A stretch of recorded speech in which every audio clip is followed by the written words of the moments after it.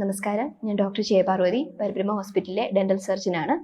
ഇന്ന് പറയാൻ പോകുന്നത് മുന്നിലെ പല്ലുകൾ ആക്സിഡന്റ് പറ്റിയോ അല്ലെങ്കിൽ വീഴ്ചയൊക്കെ ഉണ്ടാവുകയോ ഒക്കെ ചെയ്തിട്ട് പൊട്ടലുണ്ടാവുകയാണെങ്കിൽ എങ്ങനെ പൂർവ്വസ്ഥിതിയിലോട്ട് മാറ്റാം എന്നതിനെ പറ്റിയാണ്. അത് എത്രത്തോളം ആഘാതം പല്ലിന് ഉണ്ടായിട്ടുണ്ട് എന്നതിനെ അനുസരിച്ചാണ് പല്ല് പഴയ പൂർവ്വസ്ഥിതിയിലോട്ട് നോർമലാക്കി പല്ലിന്റെ കളറിലെ മെറ്റീരിയൽ വെച്ചിട്ട് അടയ്ക്കുന്നത്. പല്ലിന്റെ പുറത്തെ ഉള്ള ഒരു കവറിംഗ് ആണ് ഇനാമൽ. രണ്ടാമത്തെ ലെയർ കവറിംഗ് ആണ് ഡെന്റിൻ. പല്ലിന്റെ ഏറ്റവും അകത്തെ ലെയറാണ് പൾപ്പ്. പൾപ്പ് എന്ന് പറഞ്ഞു കഴിഞ്ഞാൽ പല്ലിന്റെ ജീവനാണ്. അപ്പം അതിനെ എത്രത്തോളം അഫക്റ്റ് ചെയ്തിട്ടുണ്ട് എന്നനുസരിച്ചാണ് പല്ല് നമ്മൾ പൂർവ്വസ്ഥിതിയിലോട്ട് നോർമലായിട്ട് അതേ രീതിക്ക് ആക്കിയെടുക്കുന്നത്.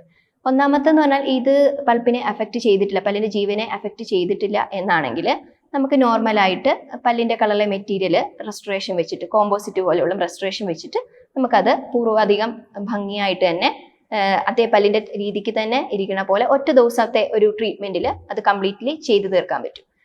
രണ്ടാമത്തെന്ന് പറഞ്ഞു കഴിഞ്ഞാൽ പൾപ്പിനെ അഫക്റ്റ് ചെയ്തിട്ടുണ്ട് എങ്കിൽ, പല്ലിന്റെ ജീവനെ അഫക്റ്റ് ചെയ്തിട്ടുണ്ടെങ്കിൽ ആദ്യം നമ്മൾ ചെയ്യേണ്ടത് എത്രത്തോളം അഫക്റ്റ് ചെയ്തിട്ടുണ്ട് എന്നറിയാനായിട്ട് എക്സ്റേ എടുത്ത് നോക്കണം. അതിനുശേഷം എക്സ്റേ എടുത്തതിന് ശേഷം RCT, അത് അഫക്റ്റ് ചെയ്ത് എത്രത്തോളം ഉണ്ടതിനനുസരിച്ച് RCT ചെയ്യണം. RCT 1-2 വിസിറ്റ് ആയിട്ടാണ് നമ്മൾ ചെയ്യുന്നത്.